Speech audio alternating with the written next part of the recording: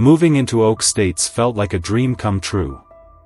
The kind of neighborhood you see on postcards: pristine lawns, quiet streets, friendly neighbors waving as they walked their dogs.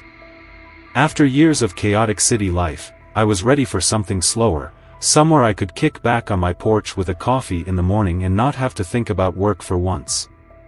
As the county sheriff, I spent my days dealing with criminals, paperwork, and the kind of nonsense that made a man want to sleep with one eye open. Out here, though, it felt safe. Peaceful. Like a fresh start. At least, that's what I thought. It didn't take long to realize I had walked straight into a dictatorship, one that didn't wear uniforms or carry badges but had just as much arrogance and none of the authority. See, Oak Estates had a homeowners association, and not the kind that simply reminded people to take down Christmas decorations in March. No, this HOA was something else entirely. It was run by a group of self-important control freaks, led by Rick Holloway, a man who strutted around like he owned the place. He and his two goons, Brian Tate and Frank Dobson, called themselves HOA enforcement officers. They weren't real cops, of course, just middle-aged nobodies in navy polo shirts and cargo pants, slapping fake citations on anything they didn't like. I got my first taste of their power trip the same day I moved in. I had barely finished unloading my truck when Frank, a beer-bellied guy with wraparound sunglasses, walked up my driveway like he had a warrant in hand. He cleared his throat like he was about to issue a formal decree. "Sir, you can't park here overnight." I glanced at my own truck, in my own driveway. Just a regular black pickup, no company logos, no modifications. "This is my personal vehicle," I said, barely holding back a laugh. Frank didn't even flinch. "Doesn't matter. It's a violation." I should have known right then. This was going to be a problem. The next morning, I stepped outside, coffee in hand, expecting to enjoy the quiet of my new neighborhood. Instead, I found a bright orange citation slapped onto my windshield. $250 fine for unauthorized parking. I let out a slow exhale, rubbing my temple. So this is how they played it. I wasn't surprised, just annoyed. I had seen plenty of people like Rick Holloway before. The kind of guy who never had real power in his life but had convinced himself he did. Give a man a clipboard, a little authority, and he starts thinking he runs the world. I wasn't about to pay a fake fine, so I did what any sane person would do: I ignored it. Tossed the citation in the trash and went about my day. I figured they'd get the message and move on. I figured wrong. That afternoon, as I sat on my porch reading through some case files, I noticed movement near the end of my driveway. Two figures lingered on the sidewalk, speaking into cheap walkie-talkies like they were coordinating a SWAT raid. Brian Tate and Frank Dobson. Brian, the wiry one with the clipboard, gestured toward my truck. Frank nodded, bringing his radio to his mouth.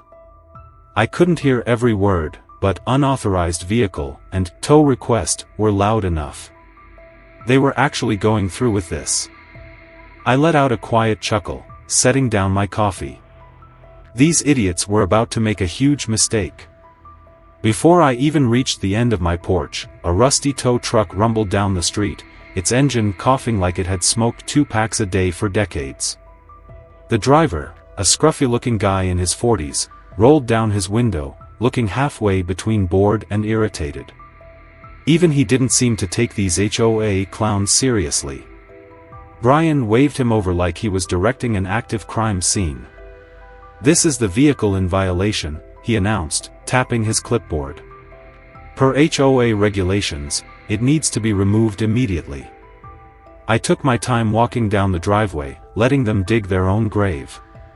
By the time I reached them, the tow truck driver had stepped out, giving me a once-over. "You might want to think real hard about what you're doing," I said, my tone even. Brian's head snapped toward me, his face full of the smug confidence of a man who had never been punched in his life. "Sir, your vehicle is in violation of HOA policies." We've issued multiple citations. As per community bylaws, unauthorized vehicles are subject to removal at the owner's expense. I folded my arms, glancing at the tow truck driver. You planning to hook up my truck? The guy hesitated, looking between me and the two HOA enforcers like he was debating whether this was worth the hassle. I just go where they tell me, he muttered. I smirked. Tell you what. Before you so much as touch my truck, call the police. Brian scoffed. That won't be necessary. Oh, but it will be, I shot back, letting just enough authority creep into my voice. Because what you're about to do is called Grand Theft Auto. Frank went pale instantly, all his fake bravado draining out of him in a heartbeat.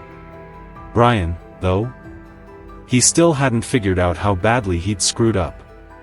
You are the police, he repeated, narrowing his eyes like he was trying to call my bluff.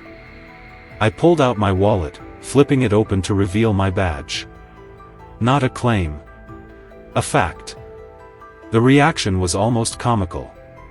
Frank took a half step back like I had just pulled out a live grenade. Brian, on the other hand, was still clinging to his delusion of authority, his lips pressing into a tight line. Well, that doesn't change the HOA regulations, he insisted, crossing his arms like a petulant child. I tilted my head. No, but it does change the fact that what you're doing is illegal. You're not law enforcement. You're not a government agency. You're a homeowners association, which means you have exactly zero authority to tow, fine, or penalize me. The tow truck driver didn't need to hear any more. He threw up his hands, turned on his heel, and walked back to his truck. Yeah, I'm out, he muttered, climbing into the cab. The engine roared to life, and within seconds, he was backing out of my driveway. Brian looked like he was about to have an aneurysm. You can't just ignore HOA bylaws. I stepped in close, lowering my voice to just above a whisper. And you can't impersonate law enforcement. Brian's throat bobbed as he swallowed hard. Frank was already inching backward, like his body was ready to flee before his brain caught up. If you step foot on my property again, I continued, I will have you arrested for trespassing, harassment, and attempted grand theft auto. Silence. Then, Brian's jaw clenched, his face twitching in frustration. This isn't over, he muttered, but the confidence was gone. Oh, I know it's not, I said, watching them retreat. Their fantasy of power had just been shattered, but something told me they weren't the kind to take humiliation lightly. They had come after me once. I had a feeling they were about to make an even bigger mistake. A few days passed without any sign of Brian Tate or Frank Dobson. No ridiculous citations, no patrols outside my driveway, no more stupid power trips. If I didn't know better, I would have thought they'd finally learned their lesson. But people like Rick Holloway don't walk away when they lose. They double down. I realized that the moment I opened my mail and saw a thick envelope stamped with the HOA's official letterhead. At first, I thought it was another pointless fine, but as I flipped through the papers, my jaw tightened. This wasn't a citation. It was a notice of lien. According to these clowns, I now owed the HOA over $5,000 in unpaid fines, and if I didn't pay up, they had the right to foreclose on my property. I let out a slow breath, gripping the papers as I read through the nonsense they'd cobbled together. Illegal overnight parking. Failure to comply with HOA bylaws. Obstruction of HOA enforcement. They were trying to steal my home. That's when the anger settled in, slow and deliberate. This wasn't just petty harassment anymore. This was financial extortion. They couldn't intimidate me physically, so they decided to attack me where it hurt most, my property, my stability, my life. And the worst part? I wasn't the only one. I knew the HOA had been scamming people with bogus fines and threats, but a phony foreclosure scheme? That was next-level corruption. I had seen con artists pull this stunt before, hit struggling homeowners with fake debts, threaten them with foreclosure, then offer a settlement to make the problem disappear, a settlement that just so happened to line their own pockets. I wasn't about to play their game. I started digging. Late that night, after making a few calls to the county recorder's office, I found exactly what I was looking for. The Oak States HOA had over a dozen active liens filed against homeowners, each one under dubious circumstances. Some were for ridiculous amounts, up to $20,000, and almost all of them had been signed off by Rick Holloway himself. They weren't just harassing people. They were running a full-blown extortion racket. And then I found something even worse. A separate financial trail led me to a towing company just outside of town, owned by a man named Jerry Lawson. The same company the HOA had called to tow my truck. As I combed through records, a pattern emerged: dozens of cars towed over the past year, all under HOA orders, all with hefty fees tacked on. Then I saw the payments. Transfers from Jerry Lawson's business account straight to Rick Holloway and his officers. Every time a car got towed, the HOA got a kickback. That's when I knew. This wasn't just some power-hungry HOA flexing its muscles. This was organized crime dressed up as a neighborhood committee. And it was time to bring it all crashing down. I started gathering evidence, screenshots, financial records, complaints from homeowners who had been scammed. I even paid a visit to Maggie Lawson, an elderly widow who had lived in the neighborhood for nearly 20 years. She invited me inside, offering me coffee as she settled into her recliner. Her hands shook slightly as she pushed a folder across the table. "They took over $8,000 from me," she said, her voice tight with emotion. "Said my fence was 2 inches too high and that I had to pay or they'd put a lien on my house." I didn't know what else to do. I flipped through the documents. Bogus fines, legal threats, aggressive collection notices. This was more than just a scam, it was theft. I thanked Maggie and promised her that Rick Holloway's reign was about to end. That night, I sat at my desk, staring at the mountain of evidence in front of me. I had everything I needed to expose them. But I also knew Rick wasn't going to take this lying down. If he was desperate enough to try and steal my home, he was desperate enough to try something even dumber. And I had a feeling that his next move was going to cross the line into full-blown criminal territory. I had been waiting for Rick Holloway's next move, and when it finally came, it was even more desperate and pathetic than I expected. It happened late in the afternoon while I was walking back from my mailbox. The sun was sinking behind the rooftops, casting long shadows over the pristine lawns of Oak States, but something felt off. Then I saw them. 2 police cruisers rolling slowly through the neighborhood, their lights flashing. My first thought? One of my deputies must be responding to a call nearby. Then I saw Rick standing on his porch, arms crossed, a smug grin stretched across his face. Oh, he didn't. I stopped at the edge of my driveway as the cruisers pulled up. The doors swung open, and 2 uniformed officers stepped out, rookies, both of them. They didn't recognize me right away, which told me Rick had made sure to call officers from outside my jurisdiction. The taller one, Officer Perry, adjusted his belt and cleared his throat. "Sir, are you Ethan Walker?" I met his gaze, my voice calm. "Yeah. Something I can help you with?" Before he could answer, Rick sauntered up like he owned the place. "Officers," he said smoothly, "this is the man I called about." I could already tell exactly what he had done. I let Perry finish his rehearsed speech. Something about disturbing the peace. Harassment of HOA officers.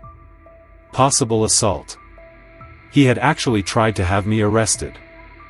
I exhaled slowly, shoving my hands into my pockets. "So let me get this straight. You received a call from this man." I jerked my chin toward Rick, claiming I attacked someone. Perry nodded. "We have a statement from Brian Tate saying you threatened him in a hostile manner." I chuckled. "Did he also mention he tried to have my truck towed illegally?" Rick stepped forward, faking his best wounded citizen act. This man has been a menace to our community. He refuses to follow HOA laws, intimidates our officers, and has a history of aggressive behavior. I could feel my patience hanging by a thread. These clowns had already tried to steal my truck and scam me out of my own home, and now they were abusing real law enforcement to try and humiliate me? I let out a slow breath. "All right," I said, "go ahead. Arrest me." Rick lit up like a Christmas tree. He actually thought he had one. But then I reached into my pocket and pulled out my phone. I tapped the screen, turned it around, and pressed play. The audio recording of my previous encounter with Brian and Frank filled the air, loud and clear. Brian's own voice, smug and dripping with arrogance. "You don't have the right to question us. We are enforcing HOA law, and your truck is being removed whether you like it or not. You might want to think real hard about what you're doing," my voice replied. "Because what you're attempting right now is called Grand Theft Auto." Then Frank's panicked voice, "Wait, he's a cop." The officers stiffened. Perry's partner, Officer Delgado, crossed his arms. "Is that Tate's voice?" Rick's smug grin cracked. This is irrelevant. He's been harassing us for days." I smiled. "Oh, I'm not done." I swiped to another clip, security footage from my own porch camera. A crystal-clear video of Brian and Frank whispering into their walkie-talkies, calling in the tow truck, conspiring to remove my truck for a bogus fine. Perry's jaw tightened. He exchanged a glance with Delgado. Rick started sweating. "Officers, you don't understand." Delgado held up a hand. "I think we understand just fine." He turned back to me. "You're Sheriff Ethan Walker, right?" I nodded. "That's right." Silence. Then Perry turned to Rick. "Sir, I'm going to need you to step back." Rick's face drained of color. "Wait, you can't possibly believe this. He's manipulating the evidence. That's doctored footage." Delgado didn't look convinced. "Sir, we'll be reviewing all footage and statements. But from what I'm seeing, you may be guilty of filing a false police report." Rick lost it. "I'm the HOA president. I have authority." I grinned. "Oh, you have authority, all right, the authority to remain silent." Perry exhaled sharply, then turned to me. "Sorry for the confusion, Sheriff." I waved a hand. "No hard feelings. But you might want to check on how many more of these fake complaints they've filed." Rick stormed back toward his house, muttering under his breath. I watched him go, my grin never fading. This wasn't over. Not even close. Rick had just burned his last bridge with real law enforcement. And I knew that, sooner or later, his entire operation was about to collapse. Rick Holloway had just made the biggest mistake of his life. Trying to weaponize the police against me was desperate, but it also proved something I had suspected all along: he was running out of moves. The walls were closing in, and now it was time to tear down his entire empire. Over the next few days, I doubled down on my investigation. Using my connections, I got a search warrant for HOA financial records, and that's when I uncovered the most damning evidence yet. It wasn't just about bogus fines, illegal liens, or backdoor deals with the towing company. The HOA was spying on homeowners. They had installed unauthorized security cameras throughout the neighborhood, some pointed into people's yards, others even capturing footage inside private homes. This wasn't just a scam anymore. This was a full-blown criminal operation. Armed with everything I needed, I walked straight into the next HOA board meeting. The same clubhouse where Rick had once tried to have me arrested was now packed with angry residents, many of whom had been harassed, fined, and scammed for years. I stepped to the front, cleared my throat, and pressed play on a recording. The entire room fell silent as Rick's own voice filled the air. If we make them think we have authority, they won't question it. We control the neighborhood. Rick's face turned ghostly white. Brian Tate and Frank Dobson looked like they wanted to sink into the floor. And then, just as Rick opened his mouth to protest, the front doors swung open. 3 uniformed deputies entered. Rick Holloway, Brian Tate, and Frank Dobson were arrested on the spot, charged with fraud, embezzlement, wiretapping, and impersonating law enforcement. The entire HOA was dissolved by court order, and homeowners filed lawsuits to recover every stolen dollar. Within weeks, Rick lost everything: his house, his power, his freedom. The best part? The community came together to rebuild what Rick had nearly destroyed. The HOA was replaced by a real resident-led board, one that focused on actually improving the neighborhood, not terrorizing it. And me? I got more than a few free drinks at the local bar, but the real reward was watching Rick get hauled away in cuffs, his kingdom of fake authority reduced to nothing. So what do you think? Have you ever felt powerless against an HOA, or a Karen, abusing their authority? Share your experiences below. Let's see who had it worse.